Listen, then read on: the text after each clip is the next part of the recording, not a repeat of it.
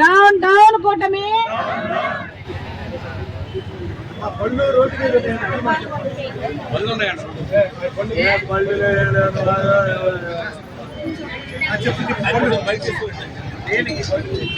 వేయాలి CBI enquiry, వేయాలి CBI enquiry.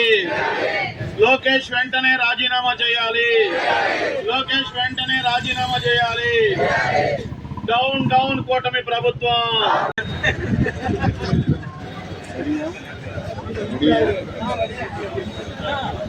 Down down కూటమి ప్రభుత్వం. జగన్మోహన్ రెడ్డి గారి టూర్లు చూసి ఈ ప్రభుత్వము తన భవిష్యత్తు లేదు అని చెప్పని అర్థమయ్యి రౌడీజానికి వచ్చింది. ఈరోజు ముందు వాస్తవంగా మేము ఏలూరు రోడ్లో ఉన్నటువంటి బిఎస్ఎన్ఎల్ దగ్గర పెట్టాలి అని అనుకున్నాం. అక్కడ ట్రాఫిక్ ప్రాబ్లం ఉంటుంది, రోడ్డు మీద బస్సులు వెళ్తాయనే ఉద్దేశంతో 36వ డివిజన్ ఈ క్లస్టర్లోనే ఇక్కడ మేము పెట్టాము. మళ్ళీ ఈరోజు కూడా బోండావమ్మ 50 మందిని తీసుకొచ్చి అక్కడికి వచ్చాడు. ఎందుకు రావాలి అక్కడికి అంటే అసలు మీరెవరు అని అడుగుతా ఉన్నాను. దాడులు చేయడానికి, చట్టాన్ని చేతిలో తీసుకోవడానికి మీరెవరు అని చెప్పి అడుగుతా ఉన్నాం. ధర్నా చేయాల్సి వస్తే, టెంట్ వేయాల్సి వస్తే, ఆ టెంట్కి అబ్జెక్షన్ చెప్పాల్సి వస్తే పోలీసులు చెప్పాలి, ట్రాఫిక్ వాళ్ళు చెప్పాలి, లా అండ్ ఆర్డర్ వాళ్ళు చెప్పాలి. వాళ్ళకి లేనిది మీకెందుకు అని అడుగుతా ఉన్నాం. మీరెవరు అసలు?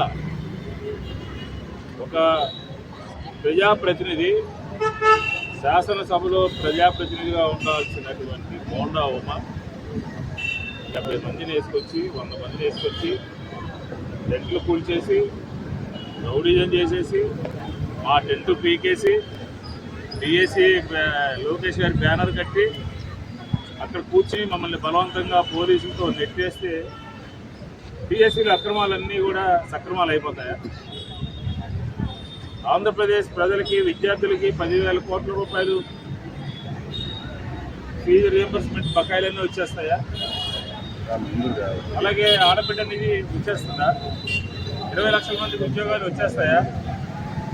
మీరు రండి, రోజుకి ఒక శిబిరం మీద దాడి చేయండి, 10,000 కోట్ల రూపాయలు ప్రజలకి, విద్యార్థులకి డబ్బులు వచ్చేస్తాయనంటే మా వాళ్ళు రెడీగా ఉన్నారు. అక్రమాలన్నీ సక్రమాలు అయిపోతాయి అనంటే వైఎస్ఆర్ కాంగ్రెస్ పార్టీ మీద ఇంకో టెంట్ మీద దాడి చేయండి, డబ్బులు వచ్చేస్తాయనంటే దాంట్లో ఆంధ్రప్రదేశ్లో లేదు, శాంతి భద్రతలు లేవు. పోలీసులు రక్షక భటులుగా ఉండాల్సినటువంటి పోలీసులు సినిమా చూస్తూ ఉన్నారు, ప్రేక్షకులు అయిపోతూ ఉన్నారు. ముందుగా సమాచారం ఇప్పుడే పక్కనే వెస్ట్ కాన్స్టిట్యున్సీలో